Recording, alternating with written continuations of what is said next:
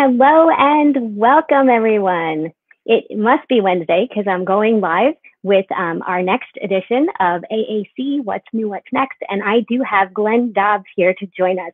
If you've been following him at all, you'll know that he is doing some amazing things. Really, I think it's at home. I'm going to find out where he's actually doing this, but in the space of PPE. So let's bring Glen on.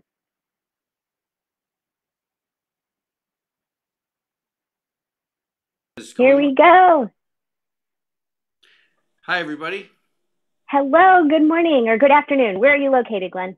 I'm over in Connecticut. I'm actually working from our office. We have not closed because we make medical devices, so we are an essential business. And you're in Arizona, yes? Yes, I am. And you said Connecticut. Usually I have you in Florida visiting Logan, right? Well, often I'm down there. I haven't been able to visit him for several months due to the pandemic. We do FaceTime with him occasionally, but he's an AAC user, and so it's a little tricky. But we can definitely see what he's thinking and enjoy the time as we go through it. He hasn't been able to go anywhere, which is unfortunate. And as everybody knows, it's a bit of a trying time right now. I know. And I have loved watching your personal posts of when they're sending pictures and what he's doing. So thank you for sharing that with all of us. For people that are watching who may not know your history, can you tell us in a really quick little bit here how you developed LoganTech? Yeah, sure. Well, my background is physics and engineering. And I was working as an engineer, but my son Logan has severe autism, and we invented a product for him called the Prox Talker.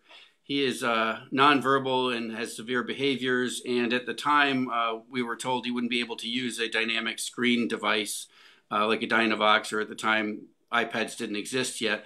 So we invented a thing called the Prox Talker, which is like a talking PECS book. It has movable pictures with RFID chips, and we were able to transition him from PECS to the Prox Talker, and about 5 years after that, he was actually able to transfer to a Saltillo device, and now he's using TouchChat on an iPad mini, and we never thought that would happen. So right now I am an AAC manufacturer. We also manufacture devices for people who can't see. We use our Prox Talker and ProxPad products with tactile symbols for blind and multiply disabled people, and we also make a Braille label printer and a Braille learning tool. So we've really ended up doing a lot of different things over the years. I love that. And when I first saw you years ago, I remember you educating me on this space in between no tech and high tech, and that's where I got the wording of mid tech. That's right. To my knowledge, we sort of may be the only product that really fits into that realm. The lower tech devices are generally static type displays, and the high tech devices are dynamic screen devices, generally based on a tablet with software running on them. Because our tags are movable, removable, manipulatable, they lend themselves well to people who need a tactile or tangible intimacy with the AAC experience. And for many people with autism, that really does play a good role in that transition. And what we didn't know is that we would be working with people who had visual impairments. And for some people in that realm, it's the only viable option for AAC. So it's a wonderful middle of the road thing. And I've really enjoyed that journey. All right, I'm going to share something with you and everyone watching. I had to kind of go through the archives to find this. There we are. Let me see if I can make that the big one. Nope, I can't. Darn. So I love showing this because I am barely 5 feet tall. And how tall are you, Glen? I'm 6 feet and 1 inch. And I'm wearing heels. So whenever we go to any of these ASHA events, or I went to Closing the Gap one year, I always try to get a picture with him because I want to see if I'm growing. But I was cheating. I was wearing heels that day too. Nice one. Okay, let's get to business here. The reason why I brought you is because I want to find out, here we go. What's new? I know that you're involved in the PPE space, and I really, really wanted to share this because, you know, the 3D printer came out and we were like, oh, we can create something like, you know, a little thing we can put on our desk, or we can recreate a statue. But I really want you to share with us what you've been up to. Sure. Well, we didn't shut down. and we kept going. We've been loaning out our devices to directly to families who were stuck at home with no access to their speech therapists, no access to the special ed program. And then we also had some friends that were frontline workers working. I have a friend that works at Brattleboro Retreat in Vermont. We have some friends that work at our local hospitals, and they were not able to get PPEs. And you know, we a friend of mine and I have been talking about creating a thing called human solutions tech for about a year. And what that's going to be is a side company that does one-offs or very low volume products for people with disabilities that aren't the products would not necessarily be commercially viable. So we see a lot of very special situations in what we do. In some cases, there's a single individual who needs a single particular item that needs to be designed and made, but there's no way that that's going to be a commercially viable product. So we decided that we wanted to move some machinery and equipment into our facility and do that and see where it took us. Then the pandemic hit, and we realized pretty quickly that we were in a position to manufacture PPE and specifically the face shields. And so what we are doing is 3D printing certain components of those, and then we're laser cutting the actual face shields themselves, and we fasten them all together, and we use rubber bands to hold them onto heads. And so we've given away a few hundred of those and sold some more. And interestingly, one of my suppliers, Vanguard ID Systems, that makes our RFID tags, also has made over 50,000 of these. And so a lot of manufacturers, including us, have basically ramped up to try to help with this crisis we're in. That's absolutely incredible, Glenn.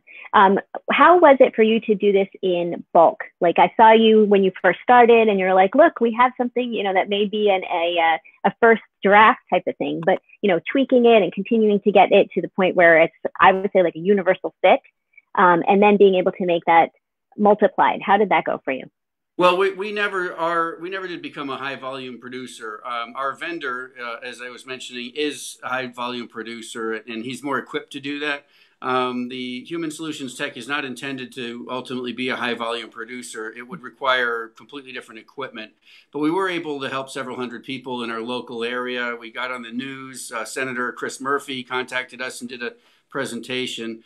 But what really was odd is that my dental group, I'm friends with my dental hygienist, and she sent me an email and said, hey, do you have a 3D printer? And I said, yeah, we have several. And she sent me this idea that was for dentists. And so what it is, as you know, when you're cleaning teeth or drilling, it's throwing all kinds of stuff into the air. And what this is a little suction device that attaches to the normal high volume suction that you normally spit into the cup. And then you attach that to this device. And this device sits on a lip retractor and spreads your lips and sits right about there. And it's basically a funnel that scoops the air out. And so we 3D printed a couple of those. And I'm actually going in tomorrow to be the first victim. And now we've got several other dental groups that want these. And so we may actually produce these in high volume. We're looking at that as a possible first product out of Human Solutions Tech. And again, I had no idea that working with AAC would lead to making Braille products. And I had no idea that making face shields would lead to making dental products. So as a company, we're fast on our feet. We listen to our customers, and you never know what's next. That's incredible. And I saw those pictures. You were already a test person, not necessarily in the dental office, but I feel like I know you so intimately now with your gums out to here and this little like vacuum. And I was amazed. And that is the reason why I was like, Glenn, you got to come on with me. You got to share this. It's absolutely incredible. And, you know, we don't want to say the C word, but it's still out there. And we're thinking about how do we get back to the normal things that we do. And one of them is going to the dentist, you know, and it's just something that you need to do. If we're blessed enough to have, you know, dental insurance, we're going every 6 months. That's one thing. But some of us are having major dental issues that we've been putting off now because we're afraid. So I just want to thank you for your creativity and your courage, definitely, to go into an area that, you know, that's not something you've been doing, and really being able to embrace the needs. So we're going to move on to the next thing. All this is great, but I want to know, as a leader in the industry, going back to AAC specifically, with everyone being homebound and I guess slowly going back out there, what do you see is coming next? What do you see are the changes and things that are going to be happening in the future in the area of AAC? Well, I already experienced more tele stuff, tele everything.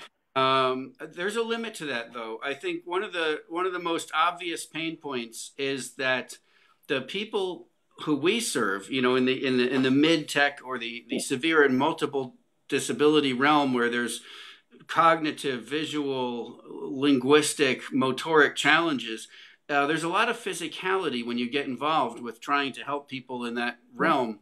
So I think we need to devise a way to get back to work in body and not just in spirit and not just over Skype. I think there's a lot of capability in tele learning and telecommuting and so forth in the realm of people who are not disabled or who are not disabled in that fashion. I think in cases of severe autism and cases where there's a lot of physical intervention, I think it's not only an improper way to serve people. In some cases, it can even be dangerous or detrimental and not have access directly to the therapist. So I think we need to get back to work. I think we need to push through and find a way to make that happen. I'm fearful of the way the economy has played out. I think you're going to see a lot of downward price pressure. But out of all of this, I think you're going to see a lot of innovation that we maybe haven't seen before. You know, I think the Chinese word for crisis is also the same word for opportunity, if I'm not mistaken. Yes. And you know, therein lies an interesting way of looking at all of this. Excellent. Well, thank you so much, Glenn. I know that you're going to continue to be a leader in this space, and we're going to continue to watch what you're up to. I personally am looking forward to your video of when you get to see Logan. It's going to be amazing, I'm sure. So thank you. Thanks so much for joining us, Glenn, and good blessings on everything that you're doing. Thank you for having me, and I look forward to the next time. Absolutely.